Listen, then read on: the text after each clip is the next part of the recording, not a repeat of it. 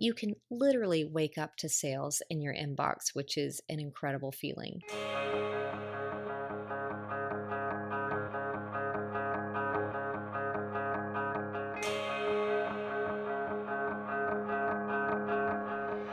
I'm Bonnie Christine, and this is where all things creativity, design, business, and marketing unite.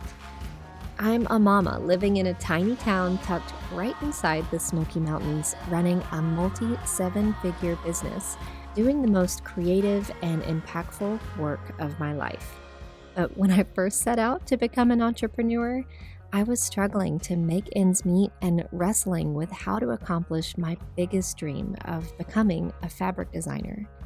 Fast forward to today, I'm not only licensing my artwork all over the world, but also teaching others how to design their creative life and experience the same success. I'm here to help you spend your life doing something that lights you up.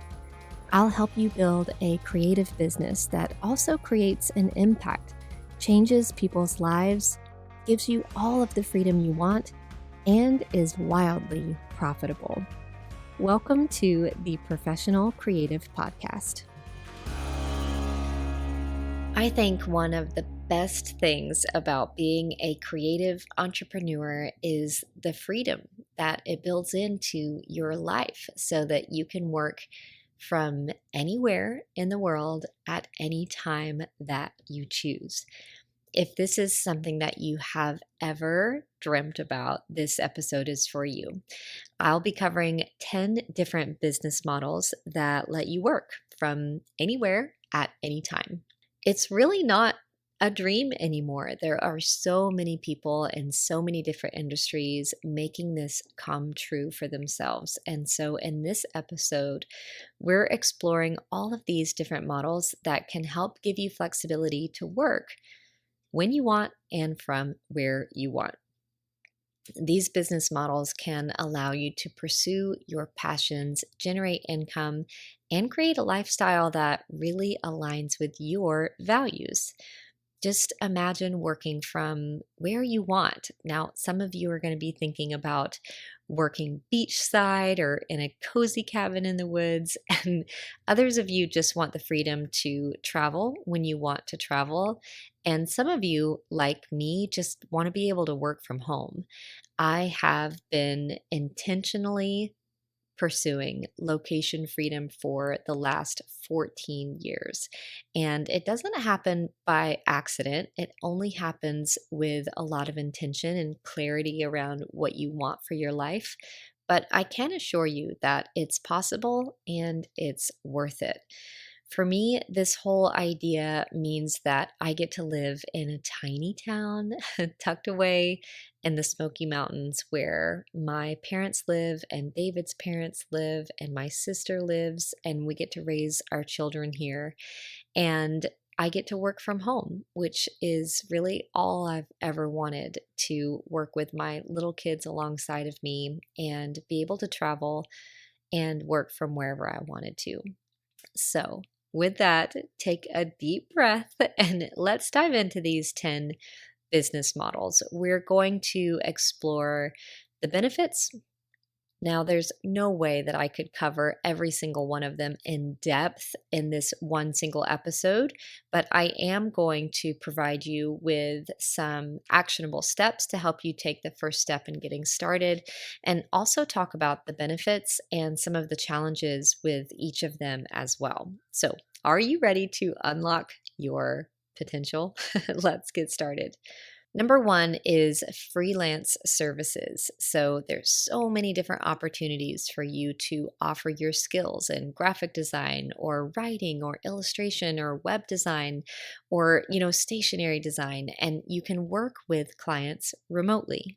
So some of the benefits for freelancing are really flexibility and choosing what projects you work with and what clients you work with.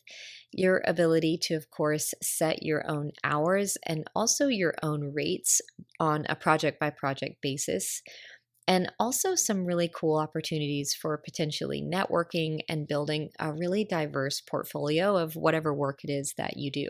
Now, some of the challenges that come with freelance services are income stability. So it's not super predictable unless you get to a place where you're booked out many months in advance. And so it can be difficult, especially at the beginning, to just find a steady stream of clients. And then the other challenge, I think, would be just managing all of it, managing multiple projects at a time, managing deadlines at a time, and making sure that you are always on time for your clients. But with a proper tracking system, I know that you can do that. So let's talk about some strategies for success in freelancing. Of course, you'll want to create a professional website and or a professional portfolio to showcase your work. If I'm hiring a freelancer, I want to be able to see what kind of work they have done in the past, and I would also love to hear from some of their past clients. And then I would say another strategy to keep in mind for success is just to set really clear boundaries between you and your client and communicate around deadlines and protocols that you have in place so that you're really able to keep that divider between work and life. Because sometimes I feel like freelancers especially struggle with this because they are really working with so many different people at a time. Now, number two is my personal favorite, and that is licensing your artwork. If you create a portfolio of your original artwork, you can license it to brands and companies and manufacturers on all different types of products all over the world, like home decor and apparel and stationery and packaging and wallpaper and fabric. And what this does is generate royalties or sometimes a flat fee per design for you. And it allows you to earn passive income from your art. And so, this is one of the biggest things that I teach from an illustration and surface pattern design perspective. So, let's talk about some of the benefits from licensing your work. Passive income through royalties is a beautiful thing. And so, if you want to wrap your head around the opportunity here, oftentimes your contract will be for your artwork in a particular industry. And so, after that, you can take your artwork and license it in many other different industries, meaning one piece of artwork can really just take on a life of its own. And then the more you create, the more you have available to license. And so it's a little bit of a slow start, but once the ball begins to roll, it can really, really begin to roll. This very much falls under the category of do the work once and get paid for it over and over and over again, which is a beautiful thing. Another benefit is the exposure that it gives you to different audiences, especially the bigger brands and companies that you license with. You'll be getting access to their audience and they'll be getting access to yours as well. And so it can really boost your growth and also your authority in the industry. And then the other really cool benefit is just the opportunity to collaborate with companies. And sometimes you can collaborate with like your dream companies or brands that you've always loved and admired. And it's a really special thing to see your artwork on a real product out in the real world. Of course, it comes with some challenges as well. So finding those licensing partners is not easy. And sometimes I think it's not easy for a reason because they want you to have to work for it. And so just figuring out who's licensing, who to get in contact with, and get that pitching of your portfolio underway is one of the hardest things to do. You also have to stay on top of copywriting your work and protecting, the work that you put out. And then you also, unless you work with an agency, if you're pitching your work by yourself, you have to be able to negotiate your licensing agreements and kind of understand contracts, or always outsource this and make sure you're working with maybe a lawyer who can go through that with you and help you understand. So, some strategies for success in licensing your work is to develop a strong portfolio of your original artwork and then begin just researching potential licensing partners and their requirements and begin making lists of contacts. And the other thing that you could do is attend an industry trade show. So there are events all over the country every year that focus on helping artists get connected with licensors. And so we will list the ones that we recommend over on the show notes for today's episode. So you can get that at professionalcreative.com. Number three is selling digital products. So many of you have this skill set to create and sell products like ebooks or printables or templates or patterns or something like that that a customer can purchase and download instantly. And so on all of the sites today, or all of the ones that I know of, this can all happen without you being involved. So it's a download and then it gets delivered and then automatically stays listed or gets relisted in your shop. So you can literally wake up to sales in your inbox, which is an incredible feeling. So, some benefits of this is just an incredible low overhead. There's really no cost associated with it other than your time and no physical inventory, no shipping involved. And it's also an instant delivery, and you've got a global reach with it. So, this is something that can absolutely scale, and you can also easily update your products and offer new products and test the market from time to time. Now, some of the challenges that come along with selling digital products can be really creating high quality and valuable digital products. Because this is so easy, there are a lot of things on the market. So it's absolutely possible to differentiate, but you just want to make sure that you're creating something that's really high quality and delivering a lot of value to the customer.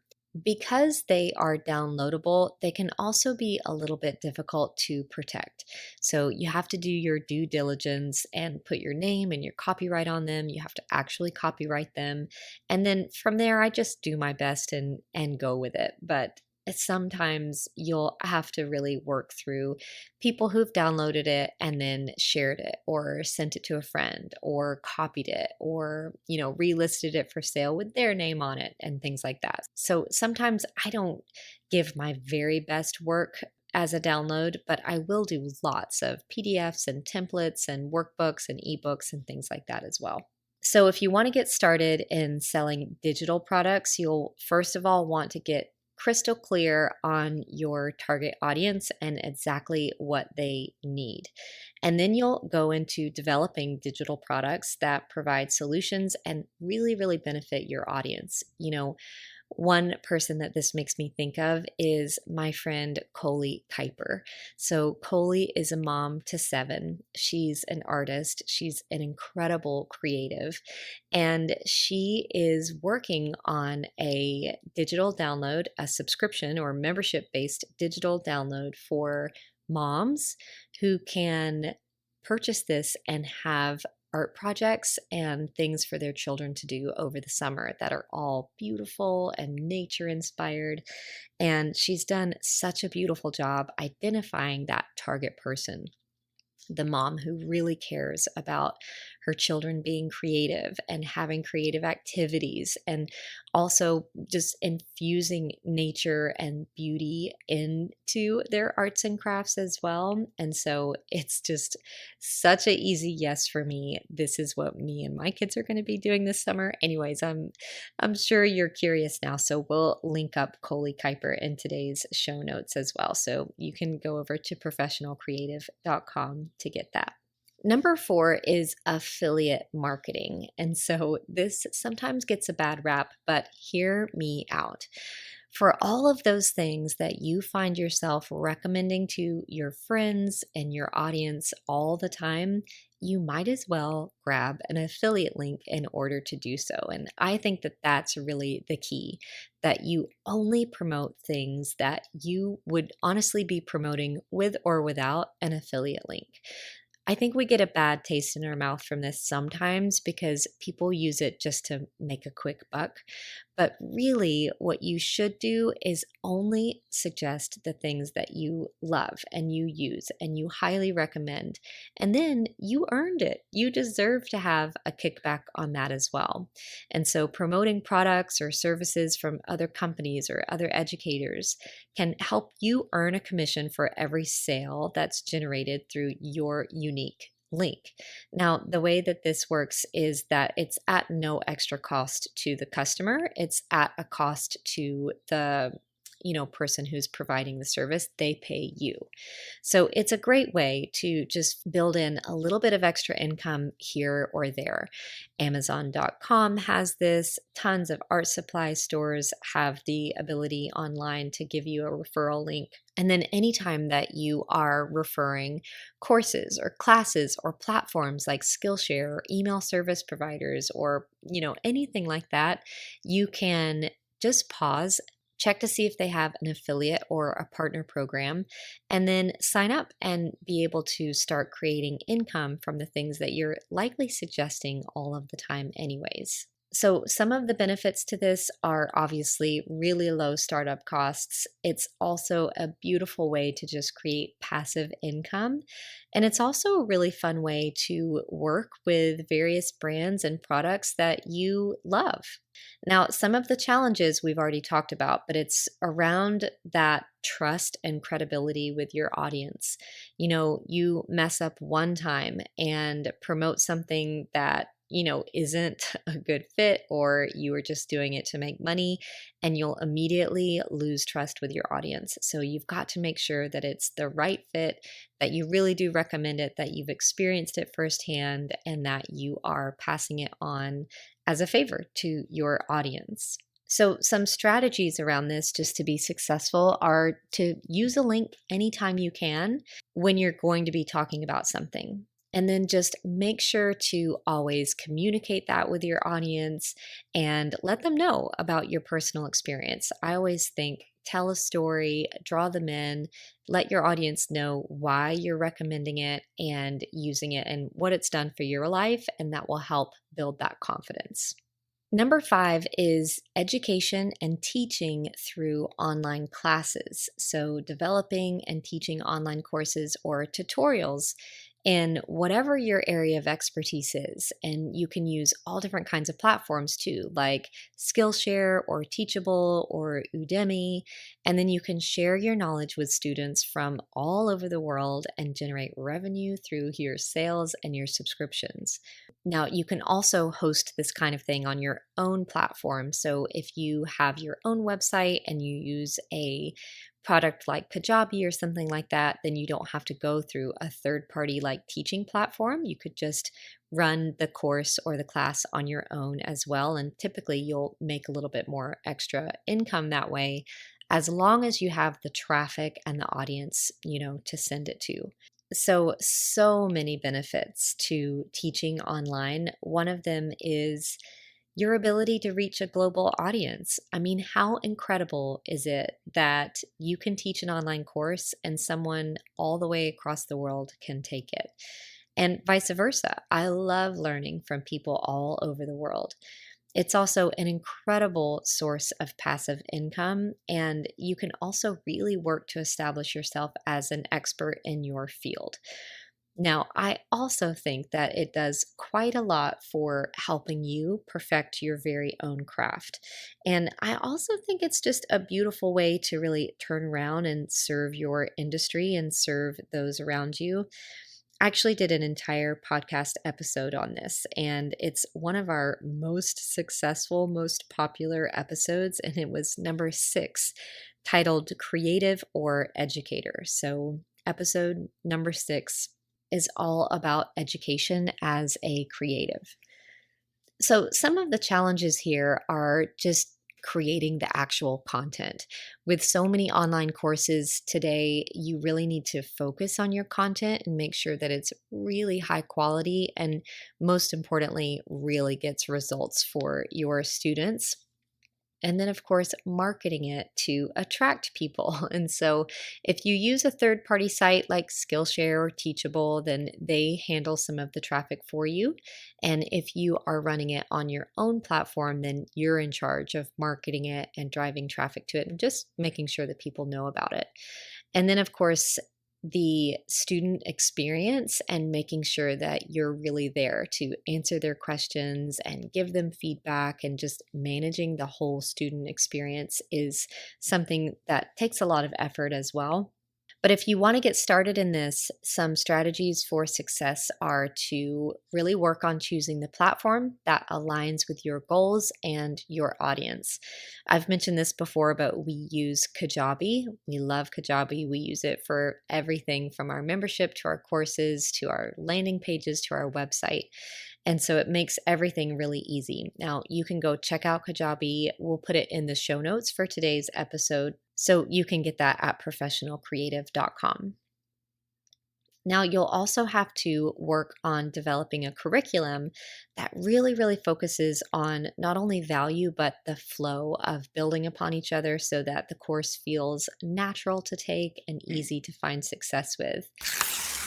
One of the biggest bottlenecks that I see creative entrepreneurs and small business owners experience is made by juggling multiple platforms trying to manage their online business. Can you relate? From your website to your email list to your sales pages, it can be overwhelming and time consuming, and sometimes you have to wonder, are you a creative or do you just connect the back end of the entire internet and hope it works? But it doesn't have to be that way, because I want to tell you about the platform I use called Kajabi.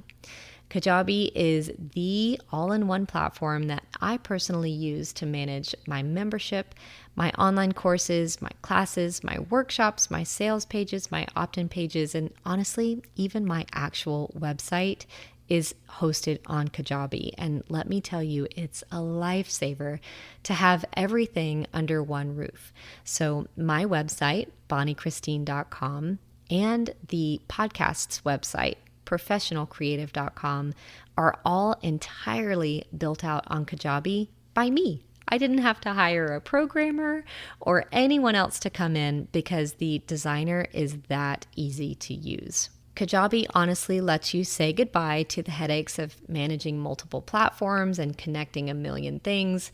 And it's like having a personal assistant for your online business, because it also has a super intuitive interface and easy to use tools that help you manage your courses or your memberships or your digital products. Kajabi's customer service team is also top-notch. They are always there, always happy to help, and they're always rolling out new updates. And they're always there to help you succeed. Trust me, I've put them to the test. So if you're ready to simplify your life and take your online business to the next level, head on over to bonniechristine.com/resources and sign up for Kajabi. Experience the free trial. I think you are going to love how it streamlines your business. Okay, so number 6 is fun. It's digital assets like stock photography and design. So you can produce and sell high quality photos, illustrations, graphic design assets, and there are some marketplaces that make this easy for you, like Shutterstock, Adobe Stock, and my favorite, Creative Market. So the way that you do this is upload it, and then customers can come purchase, download your work, and then provide you with a source of passive income. So that's probably the biggest benefit, is how passive the income is. It truly is do the work once, get paid for it over and over again. Another benefit, again, is just the reach of a global customer base, especially if you're on one of these third-party sites. They've got people from all over the world searching them. And it's a really amazing opportunity to expand your creative skills and start creating income on the side. Now, some of the challenges are that it's pretty highly competitive, meaning you have to really focus on your work and probably produce a lot of it to create enough passive income to make a difference. But people are doing that all the time. So you can absolutely do that as well. Just know that because it's so easy to do, a lot of people are doing it. And then you'll also want to really focus on creating unique and also in demand assets. So, this is one area where I would say it's probably in your benefit to research trends and possibly design to the trend or release, images that are to the trend. So, I say that because typically in surface pattern design work, I don't always suggest following trends, but when you're doing something like digital assets, I think it could probably be a great way to get noticed. And then depending on, how big it gets and how much work you put out into the world, sometimes it can be hard to just protect it from unauthorized use. Anytime you're offering a download, even for purchase, you have to know that it's probably getting passed around and some things that really, don't make us happy. But at the end of the day, we have to come to terms with what we're willing to do. And so, again, sometimes I design very specifically with digital assets in mind rather than give away like my most, favorite work.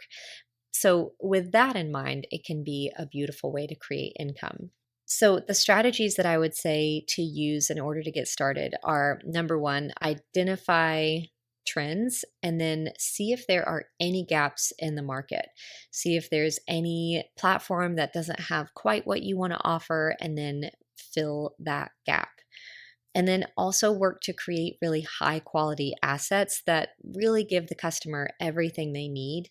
I'm thinking about sometimes when I download a font, I love it when they give me a bunch of different options for the font and like the italicized version and the bold version and all the different calligraphies. And it's really nice. Not that I will avoid it if it doesn't have that, but it makes me a true fan when it has all of those assets. Number seven is a membership or a subscription based service. So, we've been talking about this quite a lot. So, I want to refer you to episode number 45 and 46. So, episode number 45 is where you can meet Stu McLaren, who teaches the membership experience. He's a membership expert and subscription based service expert who you're going to fall in love with. He's incredible. And then the next episode, number 46, is my perspective on my own membership that I've had for 11 years and what it's done for my business. And it's a bit of a membership 101 for creatives. So, creating a membership platform, typically it means that you'll be offering some kind of exclusive content or resources or community to the people who subscribe to it. And this can include everything from live workshops to Q&A sessions to downloadables to recipes to a private community and so many different things. So that's what I gave you in episode number 46 was an idea vault for deliverables. So you'll want to go get that if this one is interesting to you. Some of the benefits are, well, the biggest benefit is the recurring revenue. It builds in predictability that is so hard to come by as a creative entrepreneur that it is just a game changer. And then it's also just a beautiful opportunity to build community and connect with your customers. Now, some of the challenges or things that you really have to learn about memberships are things like retention and retaining subscribers. Sometimes we call this the churn, right? So we want to minimize the churn and really help members stay. And really, the best way to help members stay is to provide incredible value and help them see success. The other one is just the amount of content. And so if you're providing content, let's say on a weekly basis, and you begin a subscription or a membership, well, you have a lot of content to create over the years, but there are strategies for that as well, like batch working and planning ahead. And so I've never found it to be, too problematic, and I've been doing it for over 10 years. So, in order to get started here, you want to get really clear on your membership idea and who it's for. So, what exactly is the idea that you have for your membership? And then, who exactly is the perfect fit for that? You'll also want to offer a mix of content types just so that you keep people engaged and also really attend to different learning styles. Again, the download in episode number 46, that idea vault, is going to be gold for that. And then one of my favorite strategies for success in membership sites is to just continually listen, get feedback from your members, and listen to what they want to learn next and where they want to go and figure out how you can help them get there. Now, number 8 is virtual workshops and webinars. So, this is similar to an online class or education, but it really is kind of different as well because I see so many creatives who do something amazing. Maybe they are incredible wreath makers or painters or ceramicists or block printers, and they teach workshops in person. Well, the moment that you take that into a virtual workshop space, then you have access to the entire world. So, this is all about hosting a live, or you could do a pre recorded workshop on a specific topic or skill, and then you allow people from anywhere in the world to come join. So, some of the benefits are just flexibility and really turning that one on one experience into a one to many experience.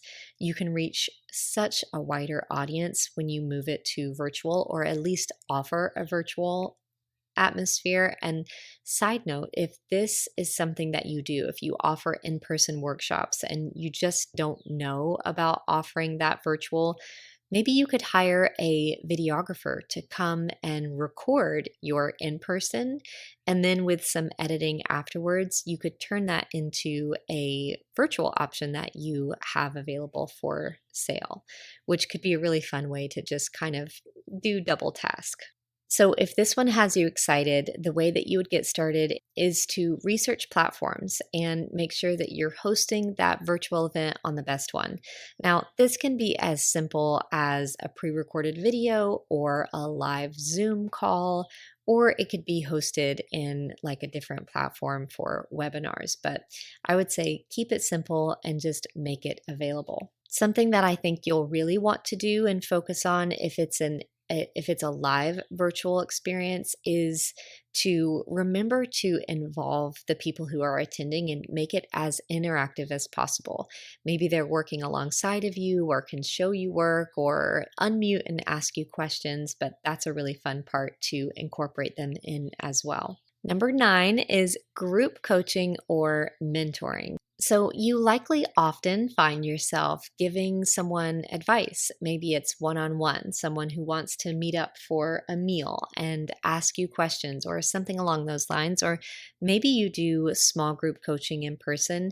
And then when you move that into an online space, then you can really tap into people all over the world. This is also like mentoring. So, if you are, just one step ahead from someone else, you can really turn around and mentor them in a beautiful way, give feedback on their work, look at their portfolio. That's the type of thing that we're talking about. So, some of the benefits are really networking and meeting new people to collaborate with. The ability to impact multiple people at one time is really, really special. So, you can take kind of that magic sauce that you've got with one on one or one to a few, and then you can take it to a one to many platform. And that also is something that you would be able to scale and grow significantly. Now, some of the challenges are around, scheduling and managing group dynamics and making sure that everyone, can meet at the same time. And what if they're in different time zones and all of that that goes into it? And then also just getting people to show up and pay attention. We have an attention span of like 1 second. And with different time zones and calendars, it can be hard to get everyone synced and in the same room at the same time, even if it's virtual. So, focusing on that. But if you're ready to give this a go, what I would say is work to, first of all, just identify your perfect person. What type of person can you help? What type of business do you want to pour yourself and your, expertise into? And then work to kind of develop a structured program with clear outcomes. So you can utilize all different types of platforms to facilitate this. Probably Zoom is the easiest that you could use, and then build out something that really organizes your time together. Okay, last but not least is number 10, and this is all about selling handmade items. Now, this is near and dear to my heart because it's how I got started back in 2009. And so, unique handmade items like you probably are all creating, like jewelry and clothing and home decor and pottery, and selling them through online marketplaces like your very own shop or something like Etsy or Amazon Handmade or however you do it. And then along those same lines would be something like an online art or design store where you can set up an online store and sell your original art or your art prints or your designs as well. Now, the only thing that I'll say about this one is that it's not considered passive income because it's very much trading time for money. But I do think it's something that is such a beautiful aspect to our businesses. And obviously, we need this so much in the world. But I would just say if your business is primarily handmade items, see if you can weave in any of these other business models, any of these other, revenue streams so that you're not only trading time for money. So, some of the benefits here are obviously creative freedom, and really just doing what you love and making an income from it is so personally fulfilling that it's incredible. It also allows you to really play with your brand and your uniqueness in the market, and it's so fun to come out with a new product line. And then, of course, as long as your shop is online, you have access again to that global customer base.